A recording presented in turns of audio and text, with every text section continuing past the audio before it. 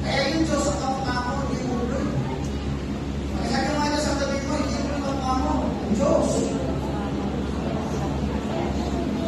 Ang Diyos ang lumalang sa iyo, ang Diyos ang lumalang sa iyo. Kaya nga tingnan nyo, no? Ang gaganda natin. Tingnan nyo, walang pangit dito nyo. Kasi dito, walang pangit. Kaya tayo po, hindi ka ng Diyos sa mga sinasalaan niya. Kaya anong ginawa niya? Nanakit at paano ko i-ibig? Kaya kang magiging, baka magiging sa kapasigan. At lang malabas dito, sinabi ko yung sa tingin ka. Yung tao din ka, pero yung kasama sa kanya hindi. Wala kong masamang kung binigay ng Diyos. Ang binigay ng Diyos, mabuti. Ano? Hindi ka niya sa mga siya, sa larawan niya, then, ano ginawa niya? Sa lalaki at babae, pinagpala niya. Pinagpala, hindi sila pinagpala, pinagsipas. Kaya lahat ng biyaya ng Diyos, nasa mga tao. Hindi nyo ba naman siya, bago nilikang lahat ng babae sa mundo, ikaw yung uli. Bakit? Kasi kailangan mo nilikang. Para hindi ka mo problema. Para ang kailangan mo, may pakainin ka, kompleto. Kaya pinapuli, nilikang ako. Nilikang mo ngayon yung mga bagay-bagay sa mundo, para may pagkain ka. Ganun ang Diyos. Dahil tayo kay special, talaga, at importante. Kaya pag may problema ka, huwag ka magpakamatay. May Diyos na tutulog sa problema mo. Amen? Amen. Hindi dapat magpakamatay ng tao. Mahalaga ka sa Diyos, importante ka sa Diyos. Yan po yung sinabi ng wala na kasalanan. Ngayon, sabi niya, pinagpalan niya yung dalawa.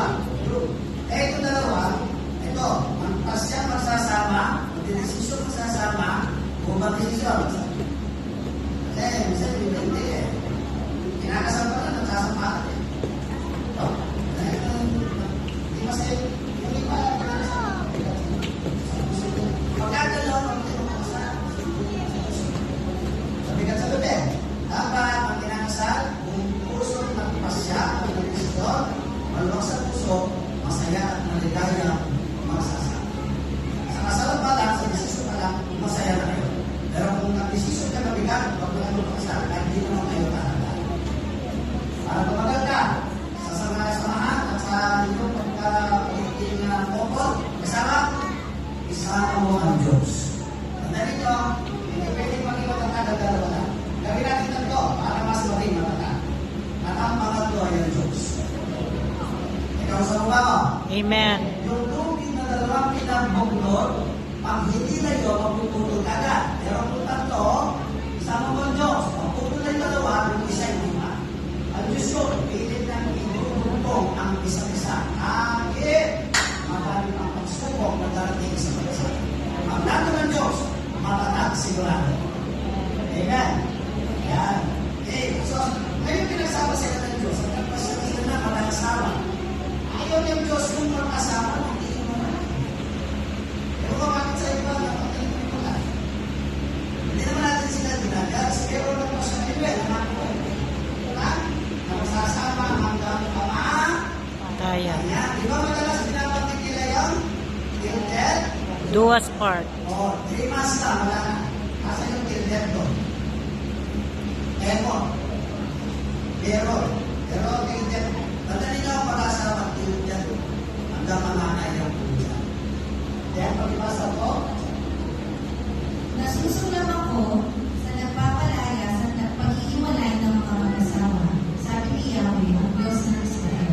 Napuruot ako sa taong gumagawa ng kawinan sa kanyang asawa. Kaya ang maging tapat kayo sa inyong asawa. dapat ko namin yung word. Lord, hindi ko word yun. Word yun. Hindi na pwede magkasama wala sa word. Delikado yun. Dapat ang gagawin natin ng word sa kanyang word, yung way niya, o the glory of God. Amen? So, ano sabi ko sa binasa?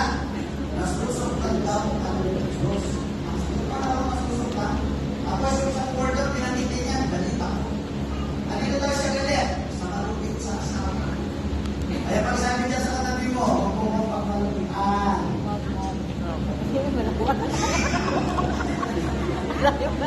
Tapos sabi nito, galit daw ang Diyos sa anak ko, tapos sinisita ang kanyang Pangako. Tapos yan pangako. Pero pag ang Diyos na ako, ay lumagibay, tulog. Kung sinabi niya, hindi ka naiiwan. Kahit naiiwan mo na siya, hindi ka rin naiiwan. Kahit lumalayo ka na, hindi ka rin naiiwan. Kasi pangako niya yun sa ating kanyang mga anak. Mahal ka niya noon, mahal ka niya ngayon. Mahal ka niya bukas, mahal ka niya magpakailanman. Kaya kung may nagpapala sa'yo, ang Diyos yun. Amen. Amen. Amen. Kahit anong pagsubok, hindi ka papabayaan. Diyos yun nangako yun. Hindi tulad ng tao, nangako yun. Pinasisikan yung mic natin yan. Alam mo pala, hindi ako tao. Nakakabala, natin. Di ba? Oo. Pag iniwas mo, natulungan ko. Kung hindi, mabanuan na ako. Oo. Pagsalan ka rin ng puno simbahan. Hanggang hindi, meron mo na lang. Natutulog ka ka, kamatayan mo. Yung mas ko lang, yung lang gusto na.